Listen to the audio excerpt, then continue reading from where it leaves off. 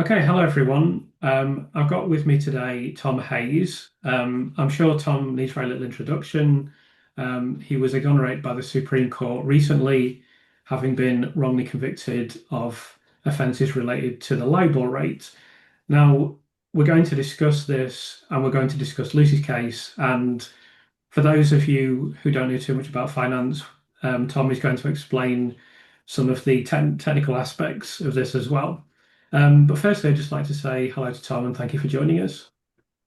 Hi, great to be here. Thanks again. So I'd like to speak to everyone about a little bit about their early life, first of all, and also with you, why you first became interested in finance and why you decided to work in this field. Well, I think a lot of people have careers almost by accident, like when you're 16 or 17, unless you're doing something really vocational at university like medicine or veterinary science or architecture, you're not being pointed into a career particularly. Reality was I actually stumbled upon finance because over my first year at university, I had a massive overdraft, which and then I went and worked as a kitchen porter and behind a bar and did sort of like 80, 90 hour weeks and was taking home like £200 because I was on £2.30 an hour. So this was like mid to late 1990s. And I thought I need to pay my overdraft off. So I thought next summer I need to get a better job. And that was an internship with a bank, which was at UBS. So I did that. I mean, my grandfather was a broker for the government brokers, Mullins, who did the gilts and stuff. So he gilt-edged securities, which are basically government bonds, British government bonds. So I had some sort of background of finance in my family, and he loved his job. He didn't retire till he was 72, and he didn't really even want to retire then. So I think I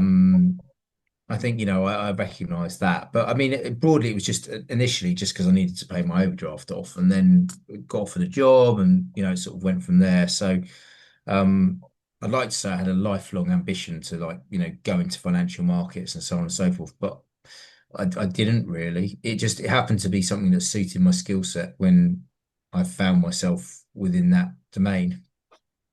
Yeah, I think perhaps something I haven't actually told you is that I've met a lot of people who work in finance. I've done a bit of work, not directly, indirectly, in that field. So I think that's the usual story. People do tend to fall into it. Not many people, I think, from my experience, decided I definitely want to work in finance and set off with that path. It's just something they fall into.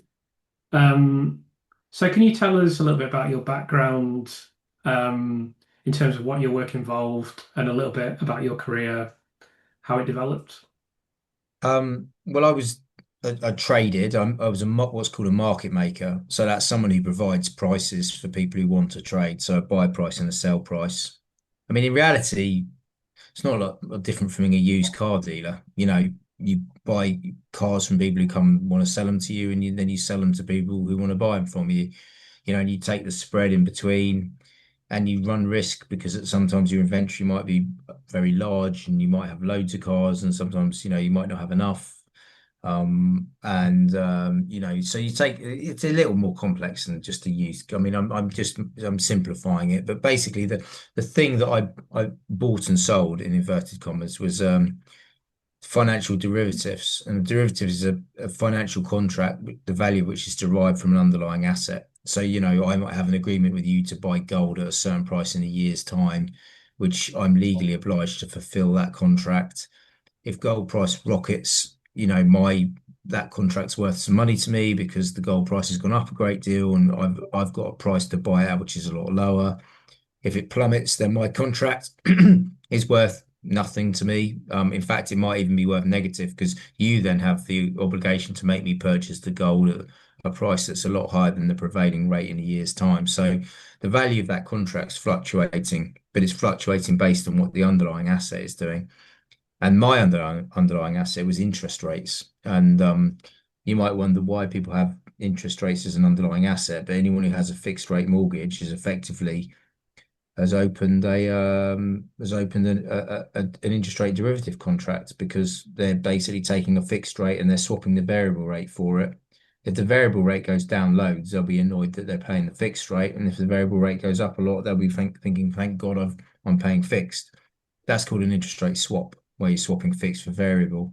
So, and that's how banks price their fixed rate mortgages off off off where government bonds are trading, and then a spread to that. And those swaps we used, the things that I traded, we used to help price mortgages. So yeah, so that's broadly what I was trading, and I was trading interest rates that were attached to Japanese yen as a currency. But I started trading it in London, and then eventually the Bank of Japan had 0% interest rates for a long period of time because its economy had imploded, and it started putting rates up, and so suddenly it had some interest rates at the front end of the curve, or basically in the near term. And I got headhunted to go out to Tokyo and join UBS, and then started trading the yen interest rate derivatives in Tokyo by UBS for UBS, sorry. And so that's how I found myself in Tokyo trading yen interest rate derivatives. Okay. And did you work for UBS throughout your career in finance? No, I actually, although I did an internship at UBS and was offered a job by UBS, I went and worked for Greenwich NatWest in the first instance. And then I moved, then I moved back, and I ended up going back to UBS in Tokyo, ironically. And then I turned down a big job offer from Goldman Sachs in 2008. And then in 2009, because UBS reneged on my bonus, despite the fact I made them like $100 million that year, I went to Citigroup, and that was the bank that ultimately dismissed me for supposed what quote unquote libel manipulation. So that's sort of my career trajectory. After that, I I just traded for myself pretty much. And then until I was arrested out of the blue in 2012. So, so 2012, yeah. So, and since then I've been just in litigation for 13 plus years, still in litigation because I'm now suing UBS, my old employer bank. So I've become sort of a serial litigant, not by choice, but by circumstance. Sure. So we're going to obviously talk about the horrendous experience that you've been through. But I know a little bit about finance, and I didn't know the answers to some of these questions, but I'm going to assume no knowledge on behalf of viewers. So could you firstly explain exactly what the Libor rate is?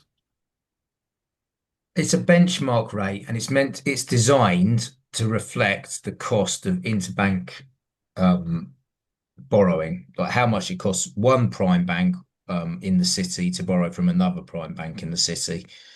And it's effectively a survey asking for an opinion about where you can borrow money. And so, sometime between sort of 10 a.m. and 10:45 a.m. in London, they'll say if you were to ask for and accept offers in reasonable size, sort of undefined, but generally accepted in the tens of millions, what interest rate would you need to pay? So basically, what is your borrowing cost really? And then it's asking about what you were going to borrow before 11. I mean, so you basically having to look at where the offers are in the market, which banks are prepared to lend to you, and in what size, and then you know have a choice of numbers, and every bank on the panel that created the final published Libor rate would submit their estimated cost of borrowing. And the 16 banks in the case of yen, they would the top and the bottom quartile, so the top four and the bottom four estimates would be eliminated, as in the highest and the lowest, and the middle eight would just be an arithmetic mean, so just a straight average. And then that was your final published Libor rate. And then that Libor rate was then used by lots of derivative contracts, um, and loan agreements and a whole variety of other um, agreement. So it could be, I mean, not so much Japanese yen, because Japanese yen libel wasn't commonly used. They had the Tokyo equivalent Tibor, but even then, floating rates weren't things that were used much in Japan. But in the States, some mortgages were attached to LIBOR, some credit card payments were attached to LIBOR, some loans were attached to LIBOR. But generally, it was a much more wholesale rate.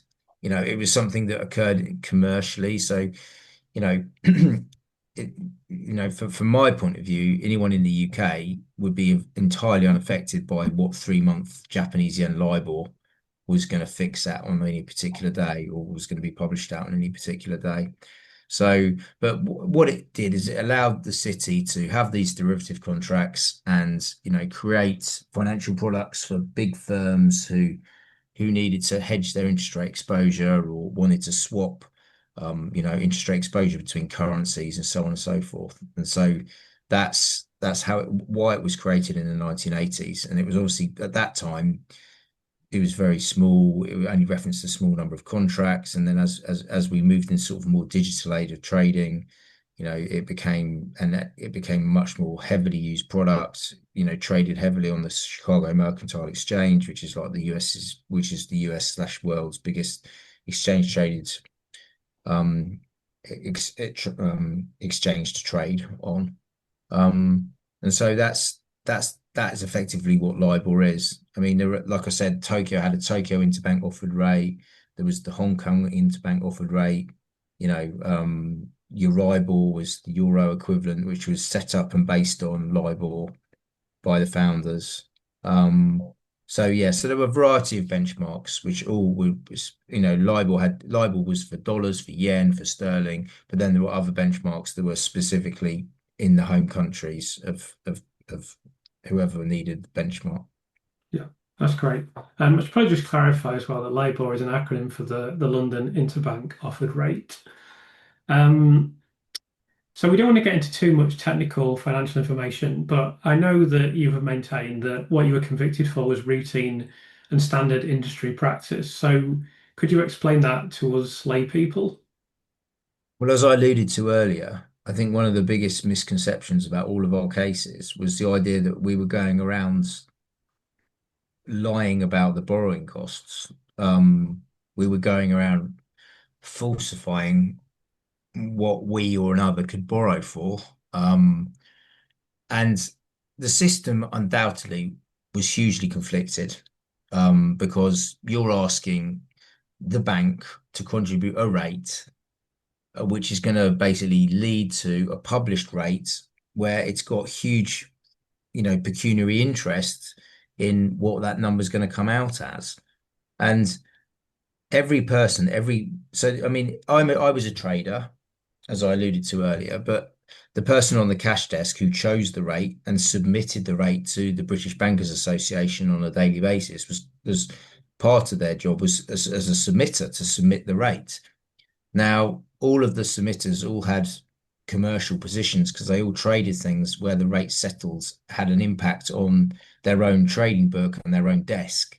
So the idea that you ever had this sort of like, how can I put it, pure, unconflicted submission from any particular bank is for the fairies. It just didn't exist. I mean, it was basically banks would submit in their own commercial interest, but Deutsche Bank might submit from the high side of the range of rates that were available to it. RBS might submit from the low side of the range of rates that which were available to it. So broadly, it all came out in the wash.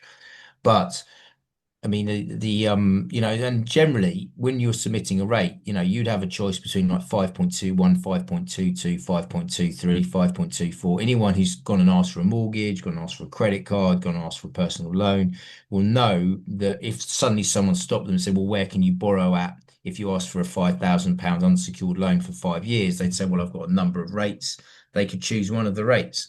So obviously we chose the rate that was best for our employer. I mean, we had a fiduciary duty to our shareholders, to our employer. I mean, if the submitter hadn't have chosen the best rate for the bank, there would be questions asked. But I mean, and then basically that rate, if we chose 5.22 instead of 5.21, because of the averaging process and so on and so forth, the net effect from our choice could be in the 1,000th of the percentage points sort of region, which where when you've got a lot of derivatives, that might be worth 20 or $30,000 to you or to your book, I should say, or to your bank. But in the great scheme of things, it's not even noticeable by most people. And it was also ameliorated or mitigated by the fact that another bank's got a commercial position where they need it going the other way. So, that's why for 20 years it functioned almost flawlessly, albeit in a very conflicted fashion. And you can say the system was really wrong and it was conflicted, and it was, and it wasn't, it was poorly set up. There were no Chinese walls. In fact, it was like widely, it was accepted by the people who wrote the rules for Euribor that the banks would submit commercially and they would submit in their own best interest. And so until 2008, it all worked. And then in 2008, the banks started lying about their borrowing costs. And that was nothing to do with us guys, the traders. That was to do with very senior people in collusion with international central banks, including the Bank of England and various treasuries, including the UK Treasury, because they wanted to disguise their solvency issues. So they couldn't be seen to having, not being able to raise funds because of, potentially have a bank run. So they started lying about their borrowing costs. And that's ironically what triggered the investigations. But then no one really investigated that. They went for us guys. A couple of reasons. One, everybody hated bankers back in 2011, 2012. Two, it's politically expedient. Three, the politicians were had been engaged in had been part of the sort of instructions to lie about the rate. So there was a whole confluence of factors that made it very convenient to look our way. And one of the mistakes that we made was not articulating the actual reality of the situation.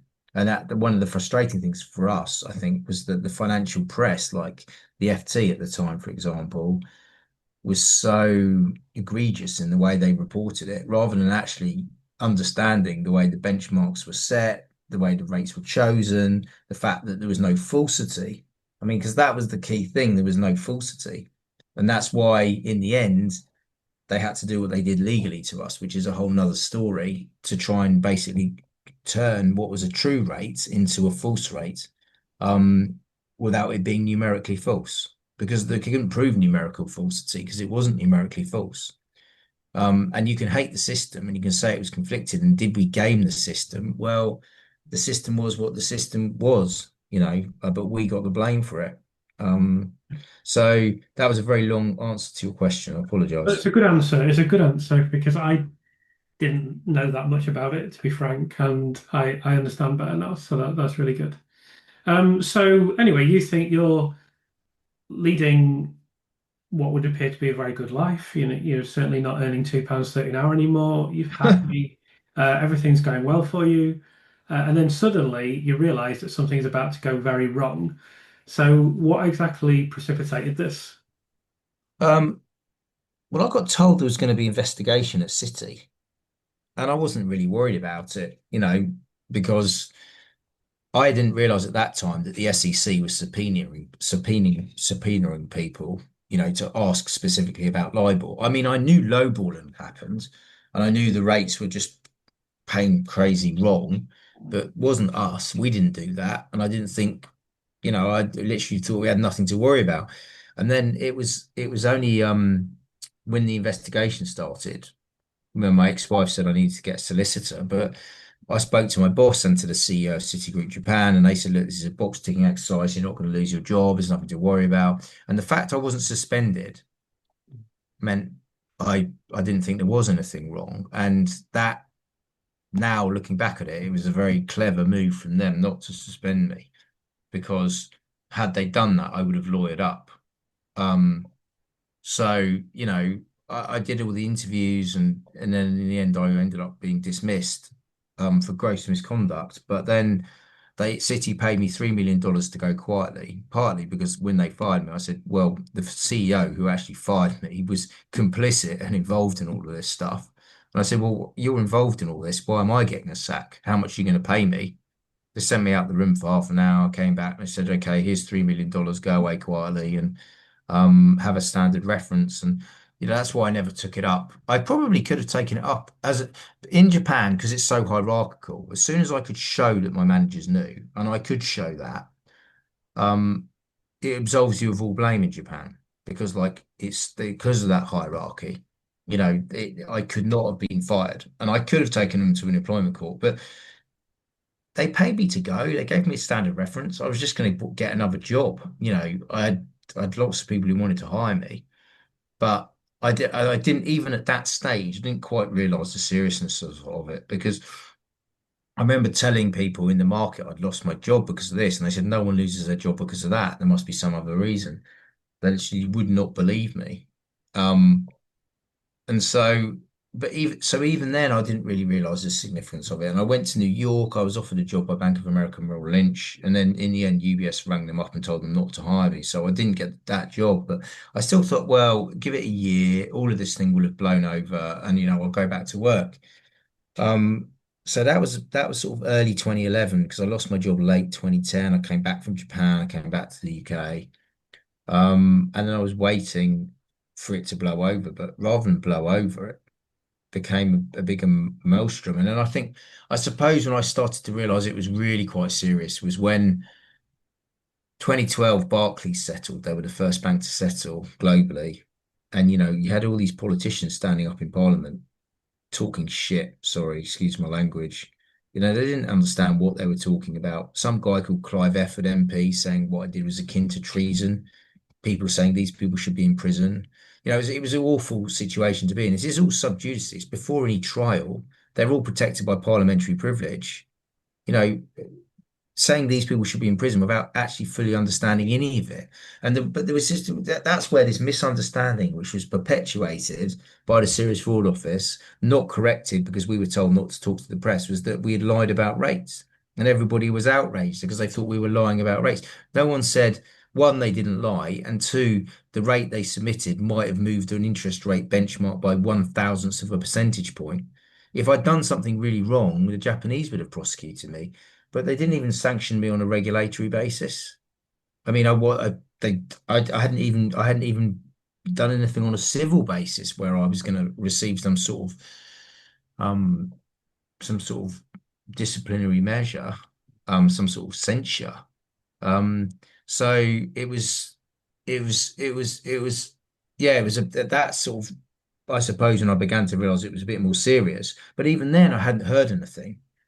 And then in early December 2012, I got arrested out of the blue at 7 in the morning by the Serious Fraud Office. But even then, I wasn't that worried because I just thought, I mean, the interview, my no comment interview at the police station with a prepared statement, I thought these guys don't know what they're talking about. This is still a big mix up. When I get a chance to explain, they're going to see that like the idea of prosecuting me would be ludicrous. I mean, because being arrested, lots of people get arrested, but then, being charged is a different thing. And then it was a week later, I turned on the TV and I saw on Bloomberg the Attorney General of the United States, who at that time was Eric Holder. I mean, so this is the most important lawyer in the whole of the US, appointed by the president at that time, Barack Obama, giving a live press conference about me, charging me and indicting me with a 200-year indictment if I'd been convicted. And that is what tipped me over the edge. I mean, it was just, that just changed everything for me. Um, because I didn't want to go to the US. I didn't want to be sent to prison for 200 years in America. Their whole system's based on plea bargaining. The public, if you've got a public defender, you can't really fight. If you've got enough money like Mike Lynch did, RIP Mike Lynch, who fought his fraud charges on the basis of obviously autonomy when Hewlett Packard took it over. He had, I think he spent $30 million on his defense and he won.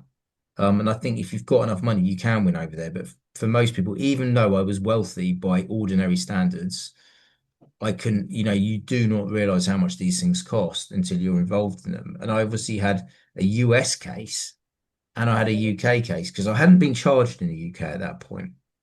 I'd been arrested. But it was absolutely imperative for me that I wasn't sent to the States.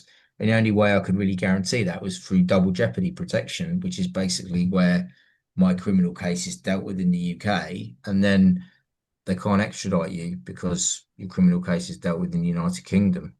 So, um, yeah, so it's yeah, so basically, that's how I wound up on a cooperation scheme with the prosecution, without really realizing what all of my options were, if I'm honest.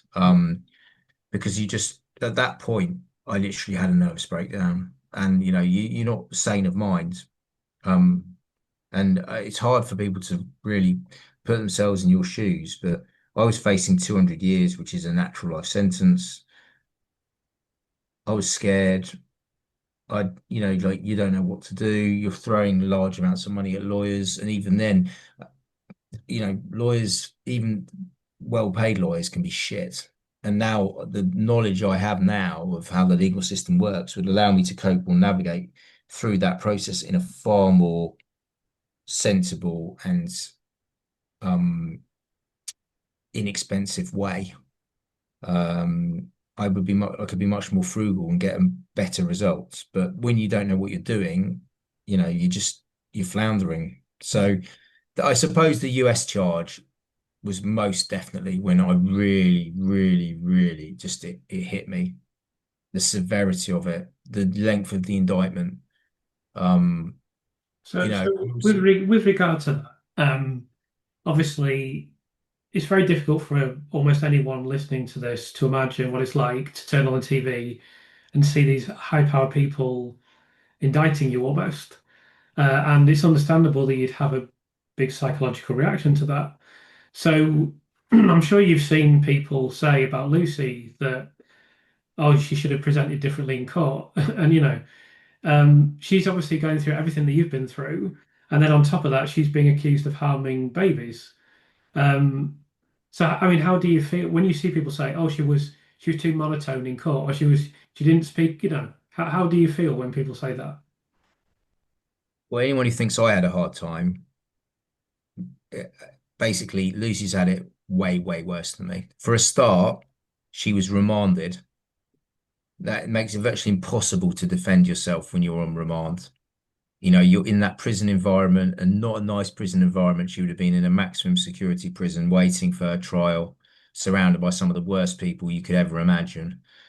Um, she, like me, probably had a nervous breakdown, probably had depression, was probably they in prison, they love to give you antidepressants. They love it if to zombify you. So you're happy and fat and like, just out of it and you just don't know what's going on. So she was probably heavily medicated. I know not, but I would almost certainly wager she was. She'd had 2 years of remand prior to a 10-month trial.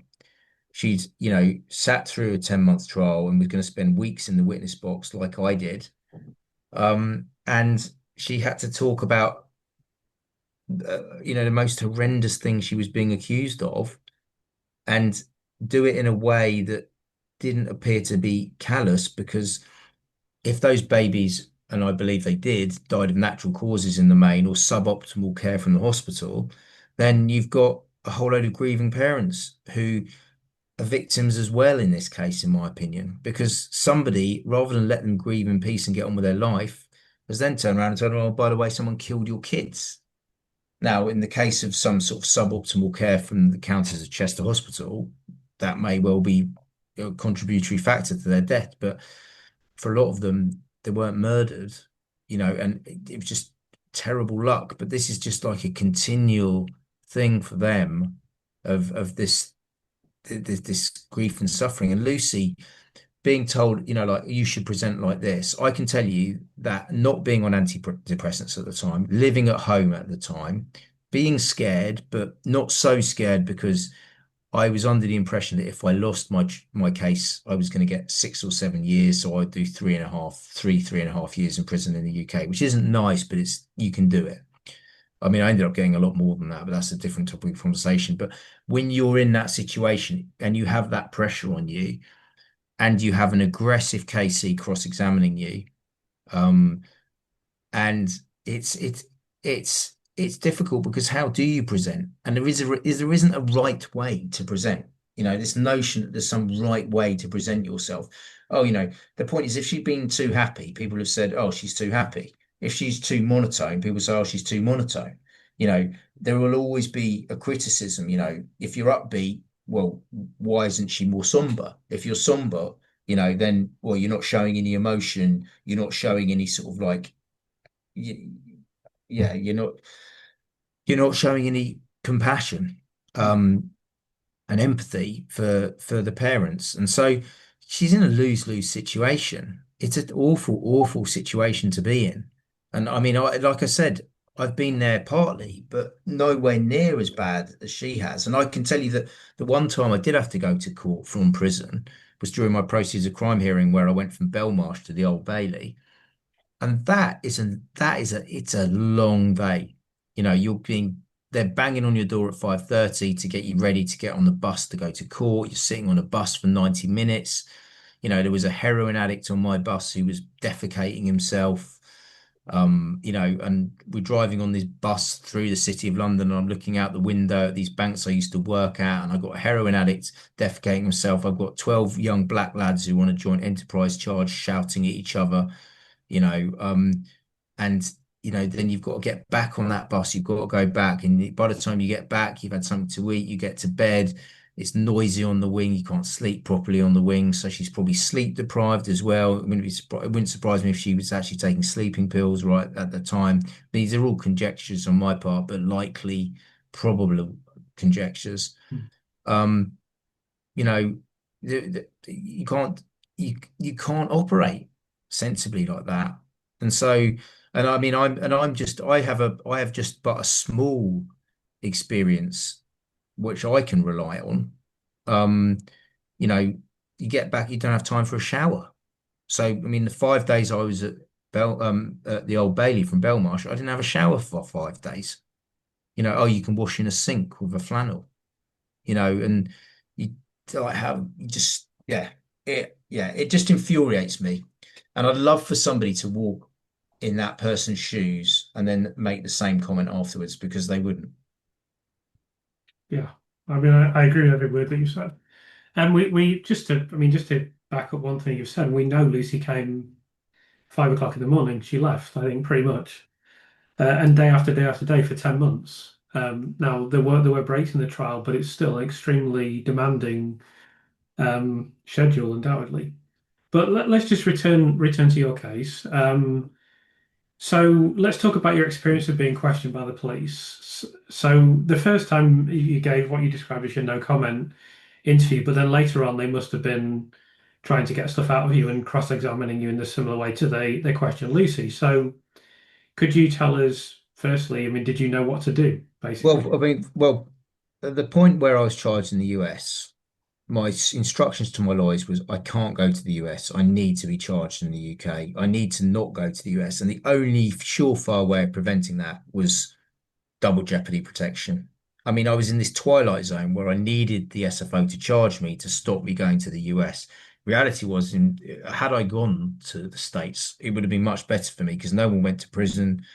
It was they said it wasn't a crime long before the UK overturned our convictions, and also because they said it was not even a crime and eventually dismissed my indictment. There would be no sort of lurking doubt about, did he do it or did he not do it? But the thing was, my like I said, my instruction to my lawyers was I can't go to the US. So they put me on what's called a cooperation program, which is part of the Serious Organised Crime Police Act. And that is really designed as a superclass program for gangsters. The idea is you admit you're guilty, you give evidence against all your co-accused, co-defendants, and then you get massive amounts of mitigation with the sentence. Well, that's all well and good if you're guilty. If you're not guilty, you're having to go into those interviews and in effect lie to get yourself charged, almost perjure yourself because of the fact that, you having to basically say things that are not the words that you would say in any normal situation, but you desperately need to get charged. So in that situation, I was making false confessions, you know, I was, being encouraged to implicate my co-defendants and so on and so forth. And that I gave 82 hours of interviews over the course from January to June, so 5 months. Um, and then it was only when I was actually eventually charged in June or July 13, that really it felt like I'd got an all clear from cancer. It was very strange because it was such a weird sensation to actually be charged but feel relief. And Mm. then only then could I have a chance to actually think I'm going to fight this. I'm actually going to fight it. Because that's when I got some agency back. I got some ability to make my own mind up. I got some, I in reality, I wish that I hadn't gone on that cooperation program. I wish I hadn't, but the US scared me so much, it forced me to do it because I couldn't cope. I was so suicidal. I crashed the car several times. You know, my ex-wife left and went and lived with her parents, took the child, took my son Joshua with her. You know, it was a very, very trying time for me. And I was, at time I've seriously contemplated suicide many, many times over that time period. And again, I say that because it's sort of relevant to the some of the comments that are made about the note that Lucy wrote. You know, that when you're in that situation, Mm. your mind's fried and you don't know what to do. You don't know what to say, and you're out of it. And so that's how I wound up implicating myself, which obviously then was a huge impediment for me at trial, even though actually I didn't admit that the rates were ever false. So one of the elements of the offence that was a necessary element to be made out, I categorically said we never lied about the rate numerically. We always submitted numerically true rates, objectively numerically true, subjectively numerically true. So that's how I ended up in that process. So one of the questions that occurs to me is that I know how complex finance is, and I know what the average person's grasp of finance is. So obviously you're sitting there being questioned by the police. Did you ever really have the feeling that they understood the subject matter? Well, I think the most basic thing that they didn't understand from the moment they questioned me was the fact that there was a range of numbers. The fact that this rate was an estimate. I think they went in with the idea that there was just some number X, definitively, objectively true, known by all to be true, and we'd put in Y. Hmm. They didn't even realize that it was an estimate. They didn't realize that it was an estimate based on observable facts. So, I mean, for example, if I'm bidding 6% in the market for cash and I say I can borrow at 5% and I'm not being able to borrow at 6%, then I quite axiomatically can't submit 5% because that's a lie. But, so I mean, that was the lowballing. That was the sort of solvency protection. That's what happened there. Equally, I can say that, oh, well, I could borrow at 1,000,000%, which ostensibly would be true, but actually it would be false because the question is ask for and accept offers.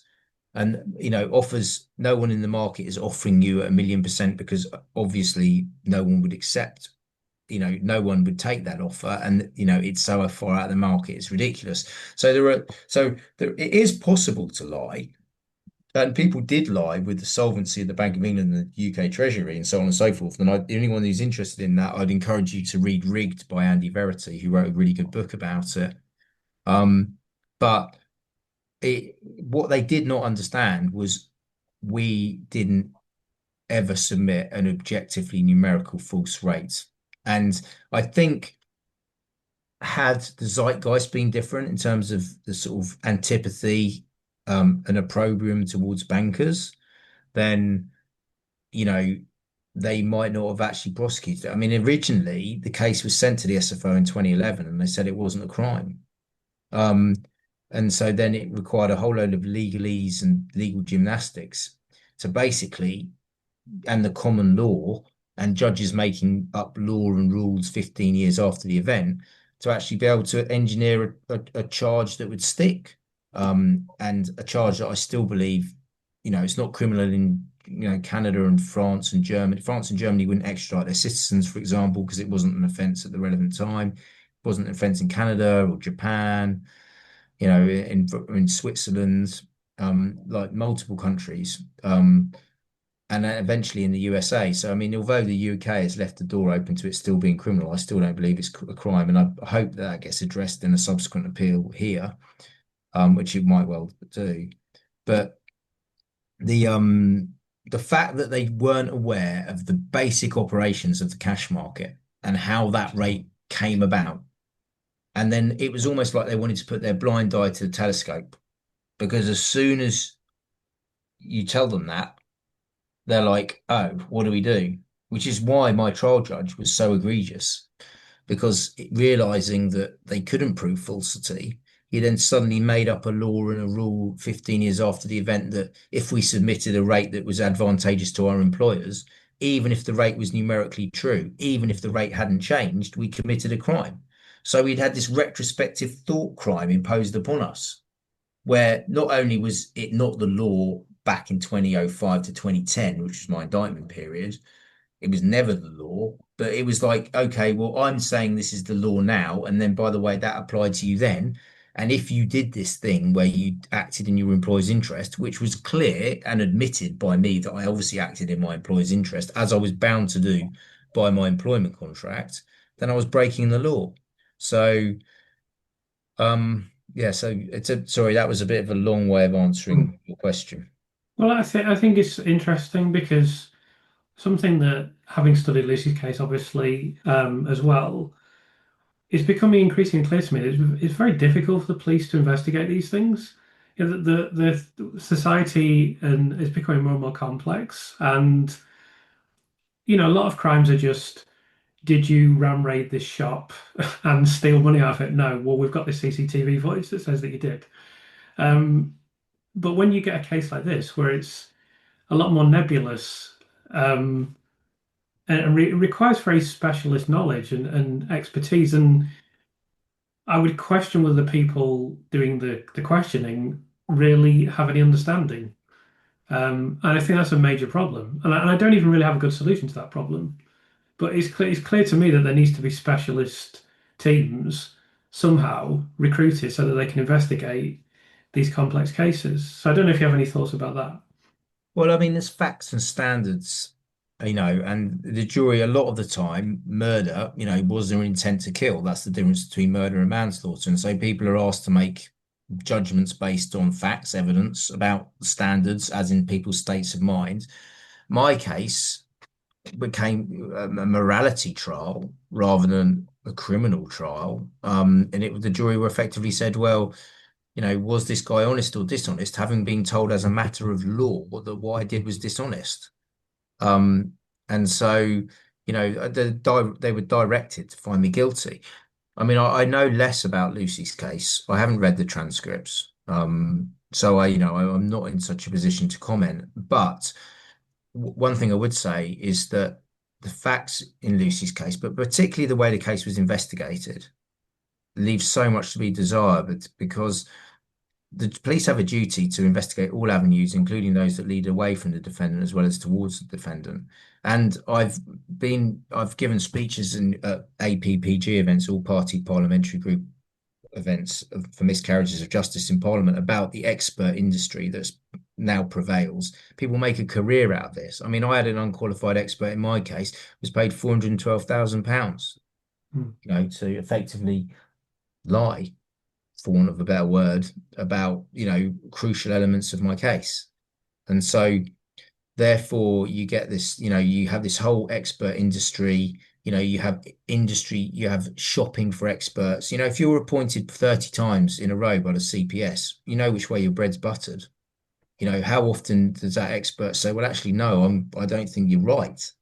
And then where you have someone actively campaigning, or not campaigning, but actively approaching the police to say, this is my sort of case, please appoint me, being involved in the investigation and then as an independent expert, it stinks. The whole thing stinks, and particularly after, the doubts that were raised about him by, a Court of Appeal judge, to allow that evidence before the jury it just doesn't make any sense to me at all. And like I said, I had an unqualified expert in my case, and it's avarice. I hate to say it, but it's avarice. I mean, these paid people are paid hundreds of thousands of pounds to give evidence, and where you stumble upon an expert witness who doesn't want to play the game, Jane Hutton, for example, in Lucy's case, Hmm. statistically, she starts saying, well, actually, what you're saying doesn't make sense. So suddenly the CPS get involved in the investigation and say, don't pursue this line of inquiry. It's disgraceful. It shouldn't even be allowed. It's not allowed, in fact, but that's what happens.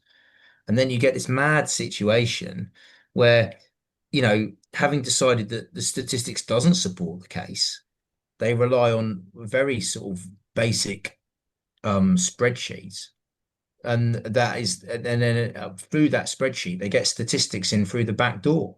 And Hmm. they said, well, there were no statistics. Well, there were no statistical experts because they wouldn't say what you wanted them to say.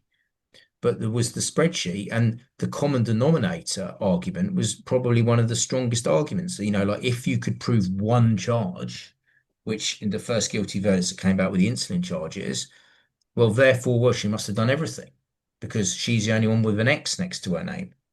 You've just excluded all the other instances which were unexplained or, not satisfactorily explained without including them on the spreadsheet.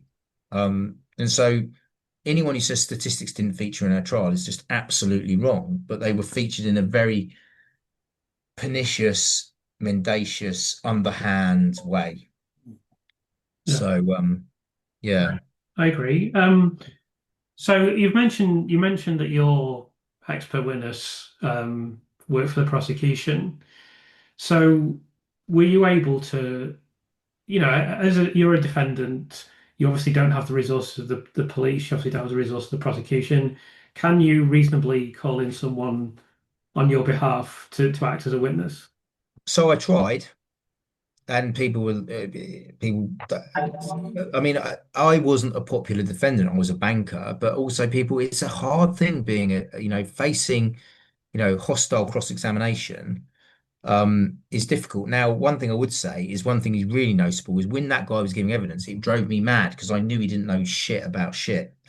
But your barristers, they're not experts. They don't know the questions to ask. And equally, even if they ask, this is another thing that annoys me about, like in Lucy's case, they'll say, well, Ben Myers asked this and Ben Myers asked that. But what Ben Myers asks isn't evidence. The evidence is the response of the person in the box, who's the unqualified expert.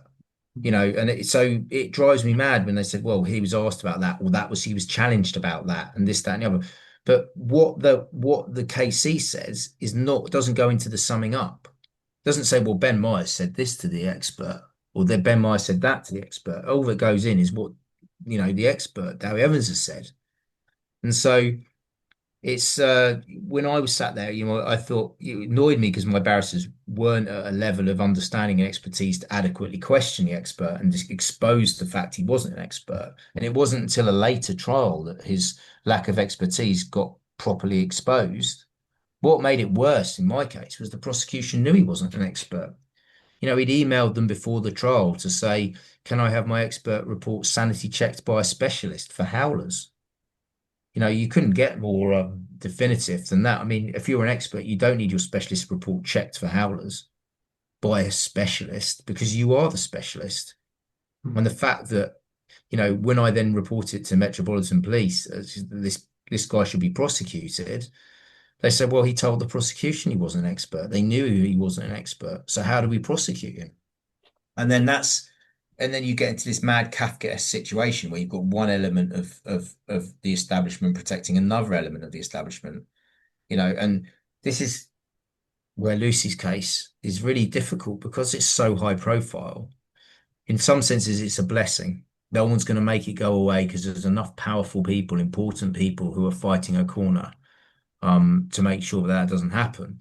But in another way, it's the curse because it basically means that all of the mistakes that were made, all of the people who did what they shouldn't do, all of the suboptimal care that took place in that hospital, that all comes to the surface and people can see it for what it is. And so you've got people with huge vested interests to protect themselves.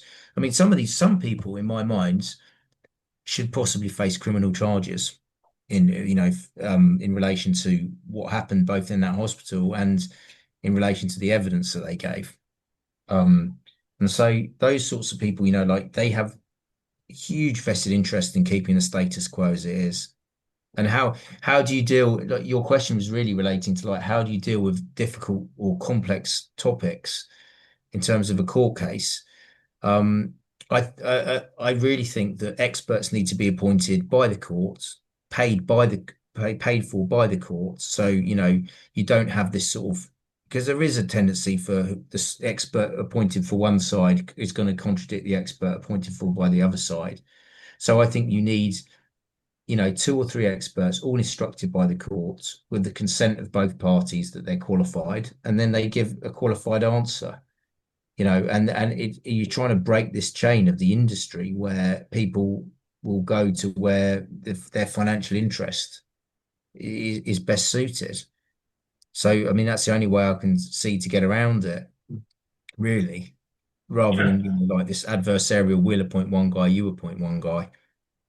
And yeah, even and even in Lucy's trial, yeah, Lucy had an expert who wasn't called, but the defense did apply to actually have him called back to back in the first part of the trial. So Dowie Evans would have gone, then Michael Hall would have gone, and the jury then would have got a very clear, you know, the ability to see very clearly the response from the defense immediately following the expert from the prosecution. But the judge wouldn't allow that.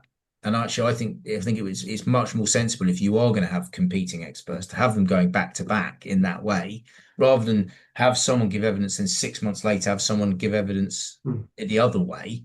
Can you even remember what happened 6 months ago? Whereas if you get them back to back, you can make quite an instantaneous judgment about which way you're sort of leaning in that moment, rather than trying to think, oh, what did the other guy say? That was a long time ago. Again, she was undone by a legal decision that I think was perverse and shouldn't have been made. yeah. I think the other thing about juries as well is you know what people are like. They've already emotionally made their mind up by the time you hear from the defense in these circumstances. I can't understand why that was allowed to happen. It seems completely unfair to me, certainly. And the other thing as well that I was thinking when you were speaking that I also find incredible, and I never knew this was the case until I started to study Lucy's case, was that your barrister can be in court for you and can do a bad job and fail to bring up loads of important points.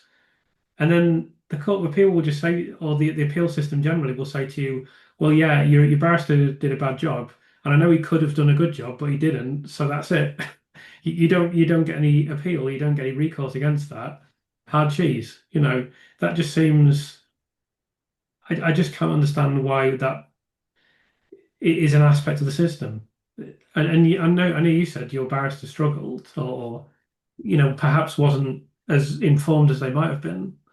So Yeah, I mean, it was I think it's you see it all the time. I mean, I met a lot of people in prison who were in prison because they had terrible defense teams, but the Court of Appeal is so set on not allowing you to rerun the trial.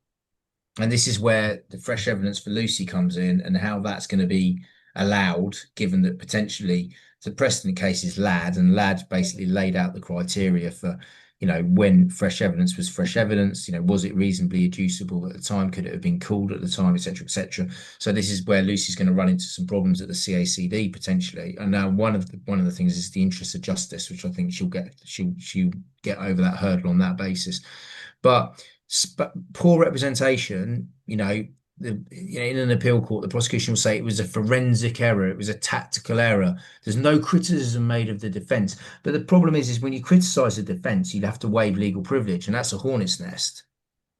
Because that allows the defense to then attack you, your own team to attack you. And don't think it doesn't happen because it does. Because people, again, it comes down to reputation. It comes down to, do I want to appear like I was an idiot in front of this Court of Appeal? Do I want a Court of Appeal ruling stating that my performance was so poor that, it led to the wrongful conviction of somebody? So it's really difficult. It's really, really hard. I mean, and like you say, you never win a negligence case pretty much. They're so hard to win. And so then you're stuck with what happens at the trial. You're in a trial, you've got one shot, you don't know what you're doing, you're out of your mind with worry, stress, anxiety, depression, you know, um, you had a nervous breakdown, all of those things, and you're being expected. In hindsight, people will look at you and say, well, why didn't Lucy make her side call medical experts? Why didn't she instruct them to do this? Why didn't she instruct them to do that? I've got no idea what your mental state is at the time. You just go, well, they're the experts. They must know what they're talking about. It's only many years after the event you think, what the hell? Like my guys didn't call or didn't use absolutely amazing evidence of the Bank of England doing things that were way worse than I did. And I could never understand why. And I found this evidence after I'd got out of prison, and I thought it hadn't been disclosed to me. I thought the prosecution had hidden it because there was no way in the world I couldn't understand why the prosecution wouldn't have used it. But it transpired that they did have it and they didn't use it. And you sit there and you think, well, why didn't you use it? Why? I mean, like, thankfully, I won my appeal on a different ground, but you sit there and you just go, I could write a thesis on the errors that were made in my case. But they're also put in an invidious situation where the disclosure's late, it comes in very late in the day, they get hundreds of thousands of documents mid-trial. The prosecution has all the advantages. You could no way say there was an equality of arms in the experts in relation to Lucy. There was total inequality of arms. Even the experts she did have, she had far fewer of them. There were admissions made in relation to the insulin, which were absolutely catastrophic for her. It's just the whole thing was just a terrible catalogue of errors, and it's going to take a massive amount of work from a massive amount of people to correct it. Yeah. As you mentioned, there were errors and mistakes in your conviction. Can I just ask you to go over a few of what you believe to be the key factors or mistakes that led to your conviction? Well, I mean, primarily, my trial judge basically gave a set of directions that directed them to find me guilty. So, notwithstanding all the other errors, of which there were a lot, it was a terrible set of directions, but also it involved common law, where it was judge-made law many years after the event that effectively he was able to say the courts have decided as a matter of law if Mr. Hayes, did something in the interest of his employers, it was not genuine, it was not honest, it was false. And then so basically that left them with no decision to make in relation to had I had an agreement to submit a false rate. And then the final question where they did have some agency was I dishonest? But they'd just been told as a matter of law what I did was dishonest. So it was like what decision was left for them? None. So that was obviously my winning argument at the Supreme Court. And we didn't argue the factual matters because one, you can't argue that at the Supreme Court. But two, my factual matters in my case have never been in front of the appeal court because the CCRC, in an absolutely disgusting decision, blocked the factual matters from actually going before the Court of Appeal. Like, so the false expert and or the unqualified expert and the evidence that he gave wasn't in front of them. The head of the British Bankers Association, John Ewan, perjured himself in my trial, said that, what I did, he could never imagine anyone doing what I did. And had he known about it, he would have stopped it, and it was against the rules and this, that, and the other. Well, I found in a prison cell after I was convicted, he knew exactly what we did, and far from stopping it, he encouraged it. He said, "Just give me a phone call beforehand." So he perjured himself. I would, I have to be careful about what I say about each and every witness in my case who presented false evidence, but I just and there was masses of Bank of England evidence that wasn't in my trial. Yeah, evidence that showed that the Deputy Governor of the Bank of England lied to the Parliamentary Treasury Select Committee um, about what he knew. I wish I'd had that in my case because when I'm being asked, well, surely it's dishonest, I can say, well, hold on a minute. The Bank of England are doing exactly the same thing, and the Bank of England knew what we were doing. So maybe you want to get the Bank of England in here. I mean, interestingly, Paul Tucker, who was Deputy Governor of Bank of England, disappeared off to South Africa during the course of all our trials because I would have, had I seen that evidence, I would have summoned him as a witness to ask him about it and ask him about the evidence that he gave to the Treasury Select Committee that was, in fact, completely contradicted by the contemporaneous evidence that existed at the time. But the thing is what another thing you'll find about the Court of Appeal during these appeal processes is that they will look at everything on a very granular basis rather than a sort of cumulative in the whole, holistic way. And they'll pick through each and every element and go, well, that's not enough, and that's not enough, and that's not enough, and that's not enough. But actually, they're failing to look at the whole thing collectively. Um, and I think it's sometimes a bit of a shock that you can have so many things go wrong, but then there's it's intellectually dishonest for want of a better word. Mm. They'll go through and they'll pick out each bit, and it will just be intellectually dishonest. And actually, in the legal profession, the CACD, the criminal division of the Court of Appeal, is known as the most dishonest court in the country. And there's a real issue. I mean, you only have to look at my Supreme Court judgment, the very first sentence of which said, this case, is a demonstration of the appeals court failing to confront legal error because we went in front of them 5 times and they failed to get it right 5 times. Because why? Because it was a big case. There was a lot of publicity.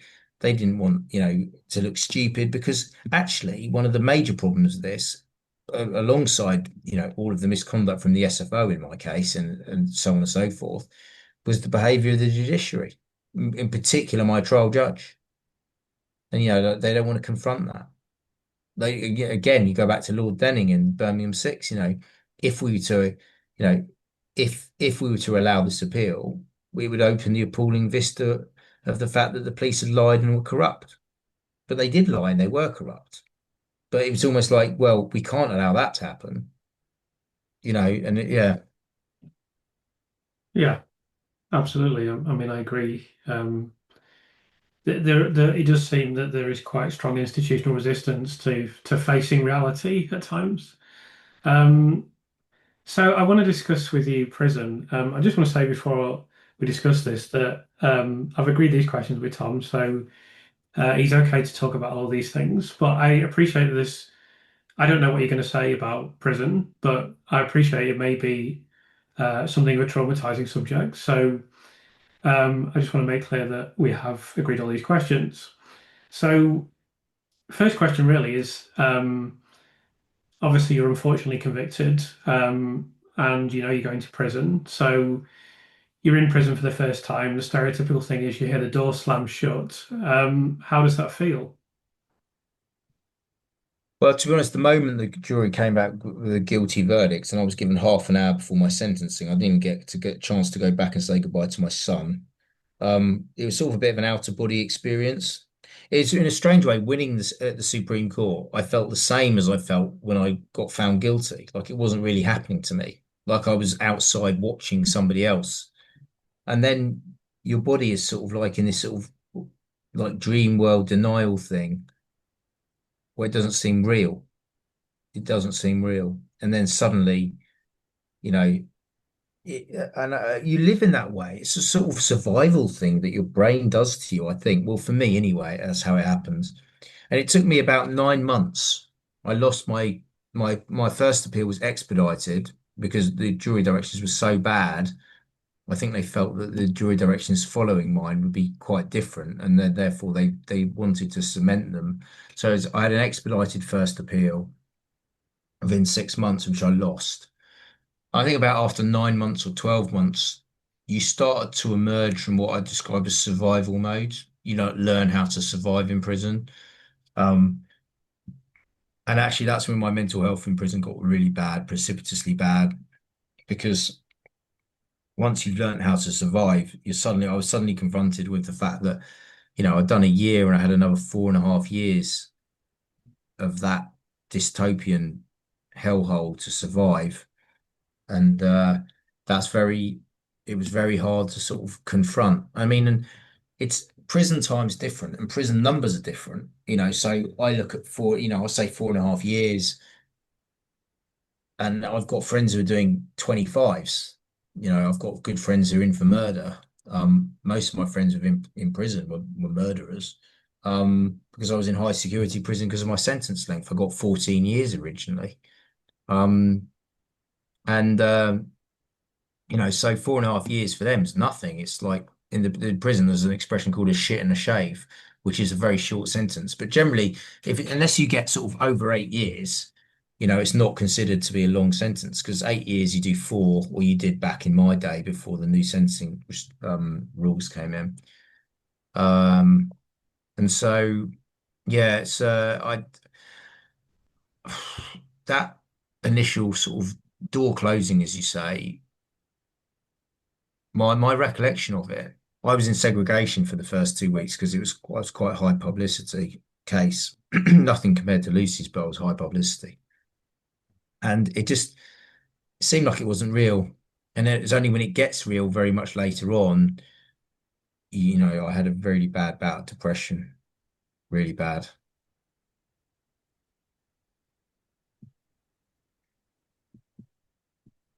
And I guess there's kind of details about it that are difficult to, for someone that I've never even been close to a prison, the external um, walls of a prison, even really. But were you in a cell on your own? What were the day-to-day conditions like?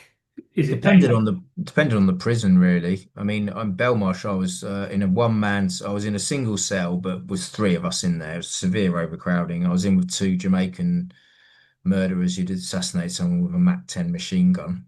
Um, so that was interesting. The moment you have to sort of defecate in front of another human being, that's very dehumanizing. Um, that Belmarsh was hard. It was a tough jail. You know, I was on the lifers wing. Well, the Hatton Garden guys were on my wing actually. Um, and I met another prison. I met one of the guys who tried to bring down an airliner with liquids, which is why we can't, have to take liquids easily on planes now. Um, and people who were doing 25s, 30s. I remember when I left Wandsworth after 2 weeks in segregation to go to a high security prison in the Midlands called Loudon Grange. Some saying just don't get there and start moaning about your sentence because you're doing people be there will have done your sentence already. And at that point, I had 7 years to do because I had a 14. And the notion that someone could do 7 years in prison, it felt like a life sentence. And that was 7 years. And I did 5.5 years. I mean, 5.5 years is like longer than you spend at secondary school. So, that's just you just have to put that in a sort of at that time, I was 35. My sentence length of 7 years was 20% of my life. When it went down to 5 years, it was 1/7 of my life. But, I was looking at spending 20% of my entire life up to the age of 35 in jail. Hmm. Um, and it felt just like you couldn't do it. And I can't even put myself in Lucy's shoes because I mean I think she was remanded 7 years ago, or maybe even about that, 6 or 7 years ago. She's done my sentence and she did it all in high security. Hmm. Like none of it. I did some of mine in open prison. I don't think anyone can really appreciate what she's had to go through. Um, I know not even me, not even the guys I know who are doing the 20s and 25s. I mean, I've got a friend who got convicted at 20. He's got a 30-year rec. He's going to get out when he's 50. He's done 19 of them. He's got another 11 to do. At least he's got from 50 through to his natural death, a good 30 years, hopefully. When you get a natural life sentence, and I mean, like you asked me what it felt like when that door shut, it's pretty indescribable, really. But I mean, I just feel blessed every day that I only did 5.5 years. And that might sound stupid, but you know, things could have been so much worse. And I can say I've got some empathy with Lucy's predicament right now. And one thing I can say is I've been in high security prisons, A cat and B cat, so I do know what those environments are like and who you're surrounded by. But I was never in a situation where I thought I can't have a child because I had a child. I didn't think, I couldn't have a child again because I didn't have that biological clock issue. I was never in a situation where I thought I'm going to be carried out of here in a box, you know, where I'm not going to be in the end of life suite Hmm. at like fucking some prison where people are dying and they can't get out to a hospital because you're not allowed out. So I didn't have any of those things. And so I can't pretend that I do understand. I can understand a bit, probably more than most people, but not fully, not really. No. Um, how do you feel about Lucy's safety or otherwise? Like you have some insight into you could describe as the game that you have to play in prison. I mean, I think one of the things a lot of extremely unfair things have happened to Lucy, but one of the many unfair things that happened to her is the tabloid press, for example, criticizing her for befriending people who are in prison. Um, like who is she supposed to make friends with? That drives me mad. You try doing a prison sentence without making a single friend, without having any sort of human support. And one thing I learned very quickly in prison, you can't judge people by the worst acts in people's lives.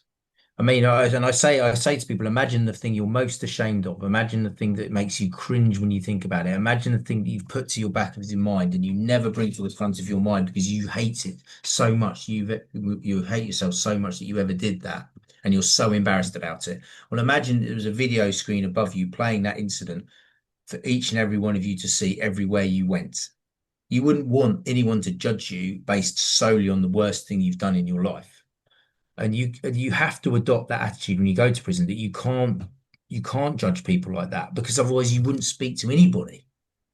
I mean, you wouldn't speak to anyone. And actually, for a lot of people, some of my best friends are people who've taken someone else's life and they're living a life sentence now of remorse and feeling awful about what they've done and that they can't change what they've done.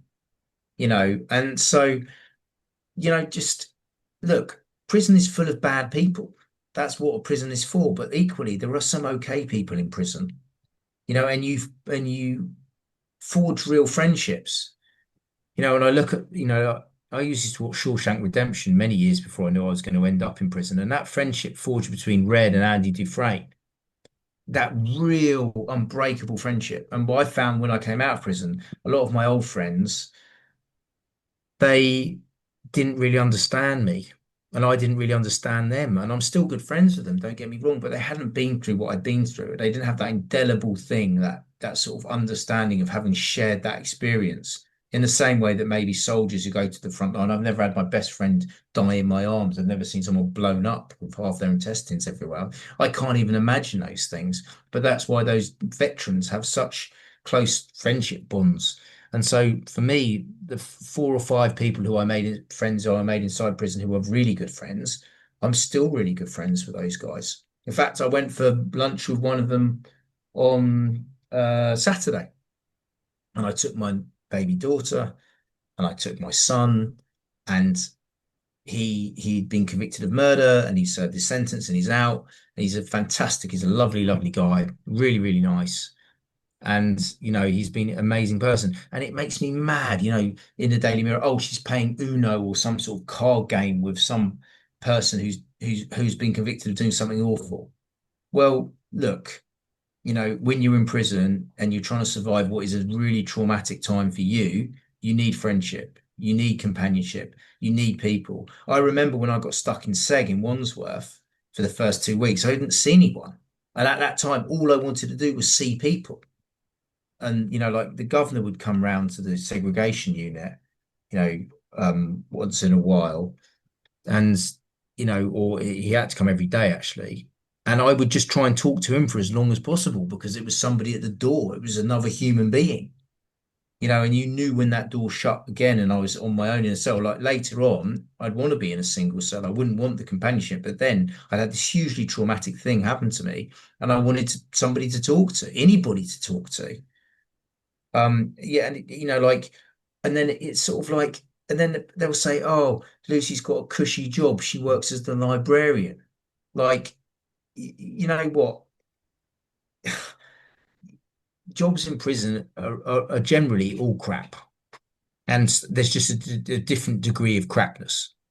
And I was a cleaner, unbelievably. In fact, I'm BICS qualified, British Institute of Cleaning Something Services, which makes my girlfriend laugh loads because I'm a terrible cleaner at home. But all prison jobs are terrible, and there's a bit of a way of trying to engineer yourself into the best role, and there's a bit of competition, and that's what happens in a prison. And sometimes you get lucky and you get an okay job, and sometimes more often than not, you're doing something terrible. But this whole prison is a holiday camp thing. It's just bullshit, and it's particularly not a holiday camp in an ACAT prison where you're getting banged up at 5 p.m. and the sunlight's streaming through your bars, and you're thinking, if I was outside, I could be doing this, that, and the other. It's hard time, and you're surrounded by difficult people, and this threat of violence is ever present. I bear there, but for the grace of God go I don't know how I made it through. It's a source of continual bewilderment to me that I made it through my time in prison without any physical scars. Yes, I had someone try and throttle me.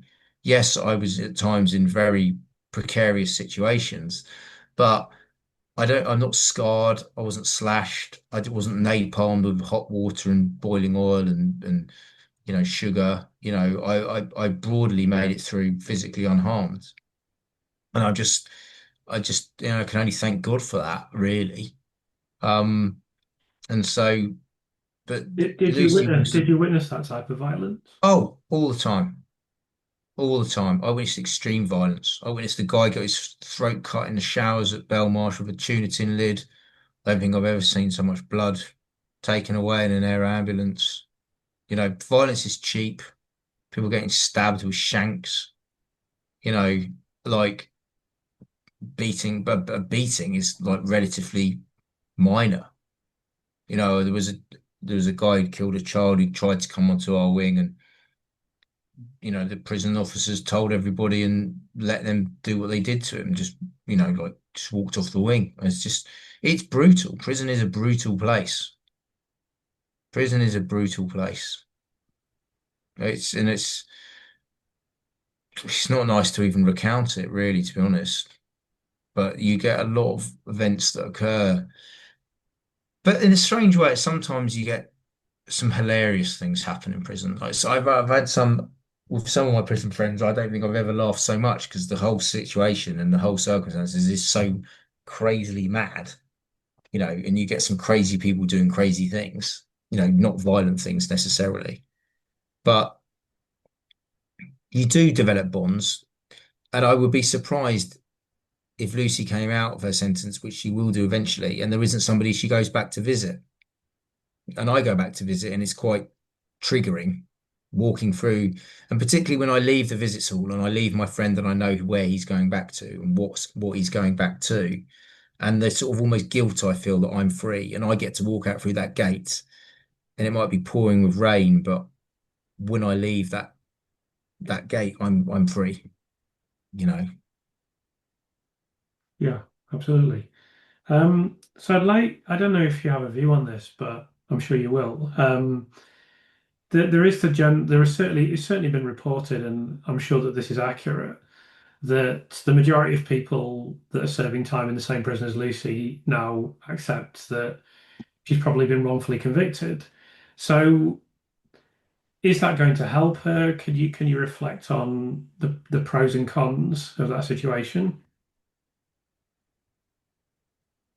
Well, I read somewhere that somebody has said that all she ever wants to do is talk about her case.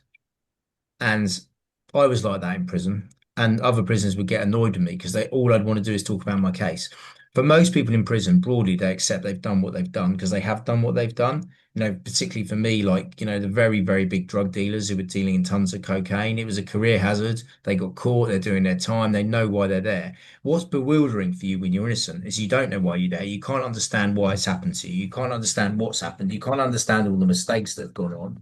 And so you do talk about your case. And I used to call it the angry test because when people said they were innocent but were seemingly blasé about it and almost nonchalant, um, then I just used to think you're not angry enough because the people who are really innocent, they have this anger, this burning anger inside them, and you see it every day.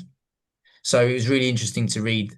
I'm going to a talk at the APPG event, and I can't remember the name of the guy, but one of the speakers was in prison for 26 years, and every day he slept on his floor in his cell because it was in protest about the fact he was in prison. And that's the angry test. That's the I will never ever admit that I'm guilty test. That's the sort of Andy Malkinson. I'm not going to say I'm guilty because I'm not guilty, and I'll do an extra 10 years in prison for it.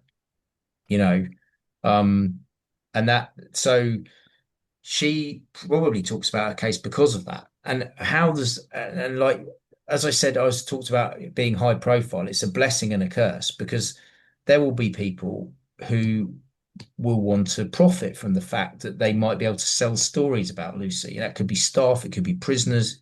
They tell someone who's on a visit, "I'll go to the Sun and sell this story about her. Go to this, that, get paid for it." That's really hard for her. I mean, also it's hard for her because she's like, who can I trust?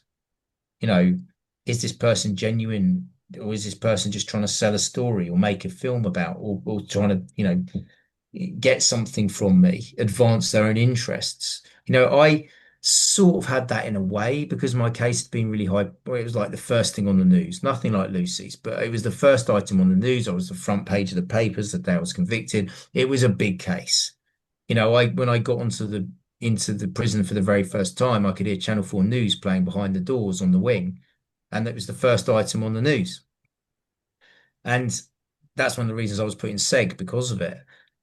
Um, and so but it does, you've just, she will probably be wary of people who are around her who want to befriend her, both inside and outside of prison.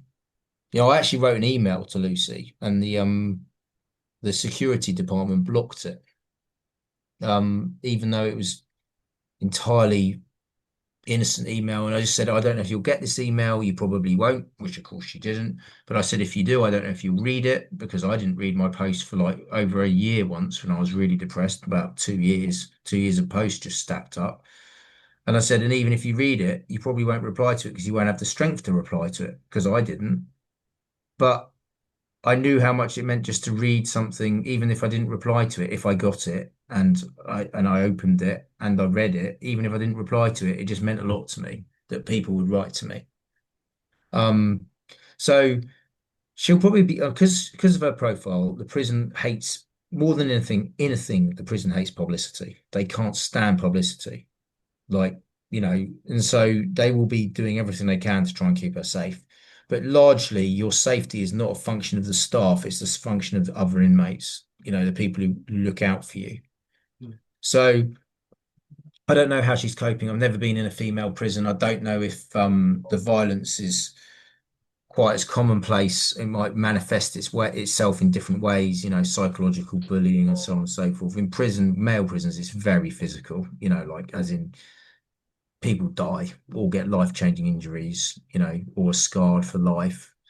I'm not quite sure with the women's prison. I'm not quite sure how she'll be protected, but I know that the prison itself will not want her to be physically harmed because of the media interest she has.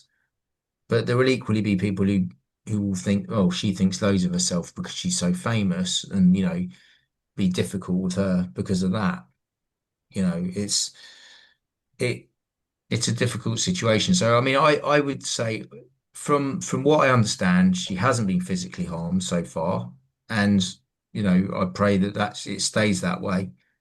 But the mental duress you undergo, and the comments you get, which are made to you, they're all none of them are easy.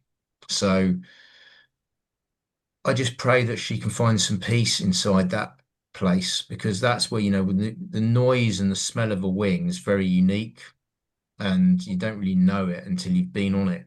But then when you've been on it, you never forget it. And I hope she's okay, and I hope she continues to be okay. But she'll have seen things in there she'll never unsee, and have experienced things in there she'll never unexperience. And that's where, when she gets out, she'll need a lot of help. Yeah. Do you want to talk a little bit about your process of coming out of prison and how you felt and the help that you needed and how do you begin to cope with that? I want to talk about your exoneration as well, but let's just talk about this firstly. Um, well, I got diagnosed with multiple sclerosis at the tail end of my sentence, and the relapse I had that triggered the attack that led to that diagnosis. I mean, largely it's really exacerbated by stress, and it was the stress of coming out. Coming out after 5.5 years, I'd become sort of semi-institutionalized. I was terrified. I didn't know how I'd look after myself. My wife had left me by that point. She's now my ex-wife, but my ex-wife had left me by that point. I wasn't going back to the home I thought I was going to with my then wife, or now ex-wife. I wasn't going back to my son, I was going to stay in my mum's apartment in London on my own during COVID lockdown, which was a good thing actually, because I didn't want a lot of people and I didn't want a lot of fuss. I wanted to be on my own. I went and lived in my room and just did everything in my room, like my room was my cell. But it's hard. Coming out's hard. And she will be coming out from a closed condition prison if she wins her appeal. She won't be in an open prison, where at least I'd come out from an open prison, and it will be really shocking for her. And she will need so much protection. She might even have to not even be in this country because it might be just it's too much, and she just needs probably. And I'm guessing based on my own experience, she'll just want to be left alone. Now, everyone has this idea that you want a great big party, but you don't. You don't. You just want to be on your own because it's just too overwhelming. And you look what happened to Sally Clark, who was a solicitor who was wrongfully convicted as a result of the evidence from Professor Roy Meadows. She Mm. came out, became an alcoholic, and died of alcoholism. I became a Christian in prison, which really, really helped me in a big way. And I still am a big Christian. My faith is a big part of my life still.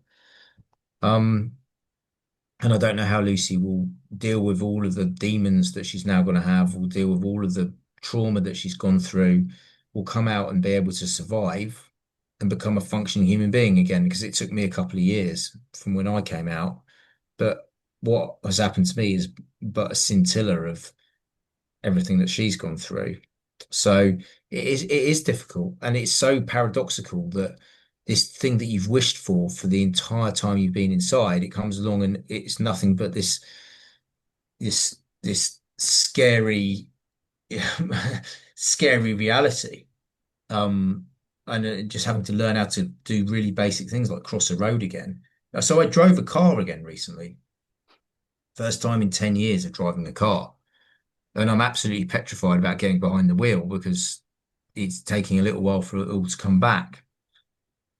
So, I mean, loads of little things about just learning how to look after yourself and be responsible because every decision is made for you in a prison. Yeah, that's very interesting. So we're going to talk about your exoneration as well. So eventually you were released, I believe, having served around half of your sentence. Yeah. And it seems at that point you were determined to be fully exonerated, which of course we know occurred. So how did you go about beginning that process, and where did you start in attempting to prove your innocence?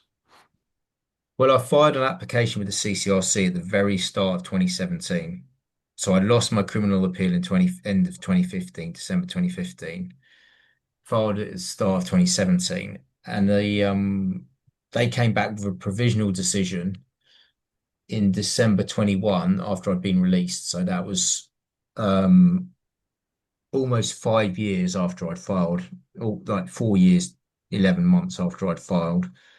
Um, and it was a no. But we could contest that, so we contested it. And then the game changer was in January, after that initial rejection in December 21, January 22, US Second Circuit Court of Appeals ruled that our conduct wasn't criminal, which basically meant that the only place in the world it was criminal was in the UK. As a result of that ruling, my indictment was dismissed in the US. Everyone who pled guilty was exonerated because you can't be guilty of something that's not a crime. And that forced the CCRC to make a referral. But for that, they weren't going to do it. Um, so when was it? So when did they make that referral? Yeah, so that was 23, that referral happened. So that was 6.5 years after my application. So 6.5 years after I applied, the CCRC finally referred me. And then I had my first, well, my criminal appeal based on the referral from the CCRC took place in 2024 in the middle of the year, and we lost. And that and the time when the CCRC first rejected me were really, really very dark times for me. My legal team, my lawyer Karen Tonner was working, my solicitor Karen Tonner was working pro bono, but I had to find like tens and tens and thousands of pounds, to fight to go through this process of fighting, all the way up to the Court of Appeal for the barristers and stuff. So then I had the appeal and I lost that. And then really because of some of the PR that we did, we embarrassed them, I think, into finally letting us to go up to the Supreme Court because we had the people who wrote the rules for Euribor come out and said the court are ignoring what we've said, that commercial decision making is fine in the context of choosing a rate. And we had evidence to show that the second part of their ruling was completely false as well.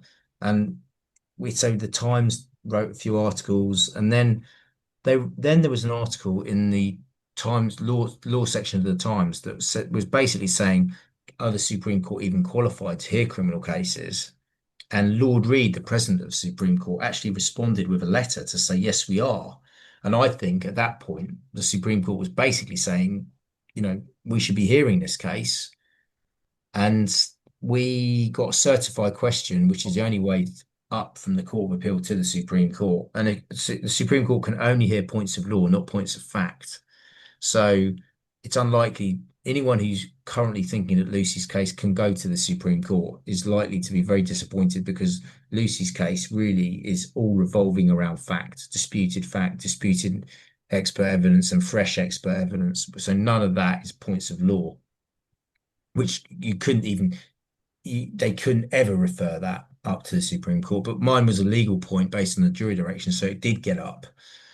And then March, we had the hearing, and there were five justices, the president and the vice president, Lord Reed and Lord Hodge.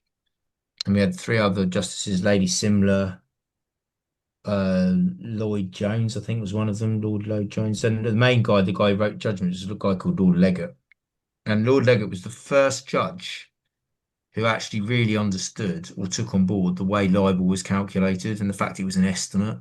And it was just like the scales falling off, the eyes of the other, and of all the other people who had continually just stuck their head in the sand.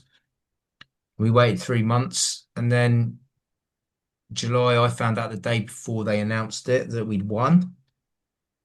So I went the next day to the Court of Appeal. I knew we'd won, obviously.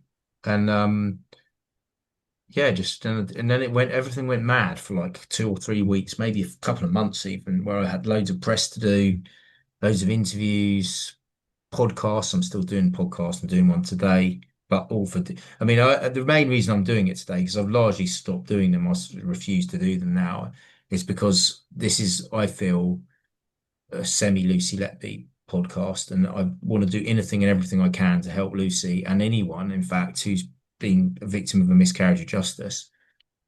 So it was a really joyful day, and actually, again, people said, "How did you feel?" And I felt sort of like I had this out of body experience, like it wasn't really happening to me. It's only in recent days where it's starting to sink in, where I can now get insurance on a car and drive a car again and not have my bank account shut and various other things, where things have really significantly changed for me. So, and like so much damage was done, not just to me, but everyone outside, my now girlfriend, my ex-wife, my son. But what came out of it? Well, I now have a baby daughter. And when she was born, the day she was born, I said to her, she was born by cesarean section, and it was handed to me. And I looked at her and I said, she opened one eye like this, her left eye, and looked at me. And I said, "You wouldn't be here if it wasn't for the fact I went to prison." And the midwife gave me this like rather perplexed look, but I think once you've been incarcerated, the joy of freedom and the joy of creation and the joy of the world is just something else. I mean, I remember when Assange got out of prison, Stella said, people were asking what he was going to do. Stella said he wants to reconnect with nature. And you do, because you've been stuck in a concrete box for 5.5 years. You want to go to a beach and feel sand under your feet, feel what it's like to walk on grass again, to see a mountain again, look at the stars and the moon, just like things that before I took totally for granted, just so amazing and incredible to me now. And I'll never, ever, ever take for granted my freedom and my health, because I used to have so much money, but what was money? It was just stuff. And you buy more stuff and you buy more stuff. I mean, money's nice because it gives you security, it gives you a place to live and stuff like that. But really, when I had loads of money, I didn't even know what to do with it. I'd buy another car and another car, and I had loads of cars. And why did that make me happy? No, it didn't. It just, it was just more stuff. So I just know that when Lucy gets out, when she's eventually healed a little bit, she will never, ever, ever take, you know, her freedom for granted, um, ever again. And I hope hopefully she'll be happy. And I really hope she manages to have the child in time. She gets out in time to have a child if she wants one. Because it just if they rob her of that, it would just be disgraceful. Yeah. So I just really mentioned that, obviously I've worked very hard on this case and it's been pretty relentless over the last 2 years. And sometimes you're immersed in what is quite a dark subject. And, I would always take my dog out in the woods and we go and walk in the hills and stuff like that. And I will just walk through the woods and I will just think, Lucy can't do this. Lucy can't walk through the woods. She can't be by a river, she can't see the hills. She can't experience the sunshine or the snow. So, that replenishes me, but I also it reminds me to just keep going forward, because I think you just people tend to forget. I mean, you've obviously described very clearly here how horrendous prison is, but ultimately, while I accept that it shouldn't be like a holiday camp, also the primary punishment is taking away your freedom and liberty. So you are just locked in a room and that's it. You can't come out, you can't do anything else. And I mean, I think your words are so powerful, but I also can appreciate that, I can't truly empathize 'cause I've not been in that situation, but it must be awful to have the most basic things taken away and just know you cannot do anything about them. The And mad thing is when you get out, just mm, simple things like opening a door and it not being locked. mm, It's just weird. It yeah, takes a long time to get used to. As I alluded to earlier, when I first got out, I used to eat my meals in my room. I used to watch TV in my room. I would do my work in my room. I'd still take my toiletries back from the bathroom to my room because I was used to in prison not like leaving them in the shower because they get nicked. Um, and then eventually my mum was like, Tom, you've got a kitchen, you've got a dining room, you've got a living room, you can watch telly in the living room, you can, put your desk in a different room and go on the computer there. You know, there was like a million different things, which were just taking a long time for me to get used to. yeah, absolutely. So I just want to ask you a couple more questions about your case. So you've been exonerated, obviously, and your name has been cleared. Does that bring closure to you, or do you feel some lingering frustration that the facts of the case won't be heard in court and consequently reported by the media, I guess? Well, I guess I think the thing was there was an obiter comment in the ruling that there was ample evidence to convict us. I mean, well, yeah, we made lots of requests, so I guess that is lots of evidence of requests. But, unlike the rest of the world, they've left the door open to the fact it's still a crime. I think that decision is going to be challenged by a different appellant, and I hope that appellant's successful. But until that point in time, then there's always people who are going to say, well, he's still guilty. Whereas once it's actually knocked out as being a crime anywhere in the world, then you can say, okay, well, we think you were immoral, we think the system was conflicted, we can say all those things, but we can't say we still think you're criminal because it's not a crime, as it's not a crime anywhere else globally right now. So that is a frustration. I actually would have, in a perverse way, liked a retrial where I didn't have like the main prosecution witness perjuring himself. I didn't have an unqualified expert. I had all the fresh evidence that was available to me. I had the Bank of England evidence that previously I hadn't used. I'd have loved to have had a retrial. It was something that actually I really would have valued because then had I been acquitted at a retrial, I don't have that smell of like, well, it was a technicality. It's not a technicality. If the jury are directed to find you guilty, that's not a technicality. That is like such an egregious error in the process that I am really fundamentally in a position where I haven't been tried. And like any other member of the public who hasn't faced an accusation and had a fair trial, you have a presumption of innocence. And that's where I'm at. If people want to say that they think I'm guilty, well, they haven't had the facts presented to them. They haven't had the facts presented to them in a fair way. They don't know the facts. And so there's nothing I can do about those people. But it is frustrating for me that I didn't have a retrial in a really weird way. But in some senses, I have sued my old employer bank, who basically saved themselves $3 billion of fines by setting me up, by, lying about me, by misrepresenting about me, by, lying about their own company policy, by sending me to prison for their own company policy. And I'm suing them in America. And if that case goes all the way, I will be in a jury trial on a civil basis, talking about how I was set up by my employer bank UBS. And actually, I'd love to be in front of the jury and explain to the world about how they absolutely screwed me over, all the lies that were told, in order to basically save themselves billions of dollars of fines. I mean, and their calculation was that I would plead guilty, but I didn't. And so obviously I now have a civil case. So if that isn't thrown out on various spurious reasons that UBS will no doubt try and have it dismissed on, then I will get some time in front of a jury. And actually, that's in some way, shape, or form a way to highlight what really happened to me. And again, my civil complaint in the US is public. You can go and read it. It was filed in Connecticut. And there's a good piece on YouTube, which one guy, which was an analysis of my civil complaint that's well worth listening to. If anyone's interested, I'll be able to give you the details of that later, because off the top of my head, I can't remember exactly where it was on YouTube. But Mhm. so I possibly might have that chance, but equally, I have to get on with my life. I can't live my life feeling angry. I can't live my life in the past. I have to move on in some way, shape, or form. So Is that because I saw Kathleen Folbig, who was 20 years in prison, wrongly convicted of killing her own children, etc., yeah, etc. You saw her as well.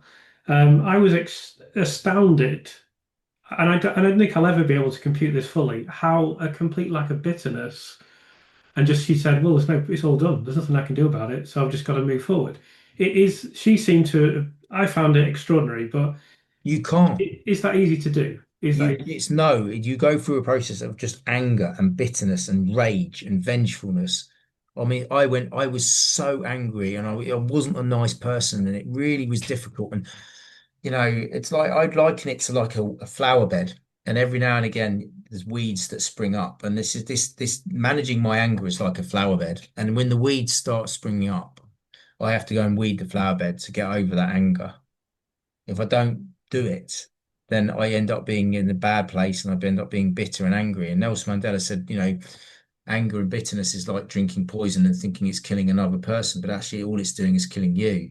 So, I mean, you have to get over it. And Lucy is at some point going to have to get over the anger and the bitterness, because otherwise it's just going to pollute the rest of her life in the way it would have polluted my life. And I have to, journalists will say to me, I'm surprised you're not more angry. And I think you can be righteously angry without being consumed with anger and bitterness, without it being the first thing you think about when you wake up and the last thing you think about before you go to bed. And what's much more wholesome and much better for you is actually just thinking about in what ways are you blessed, in what ways are you lucky, in what ways things working out for you.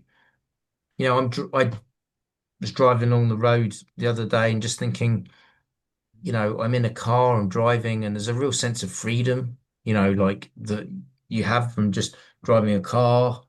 Um, just because it's just something that was taken away from you. I went abroad for the first time in 13 years.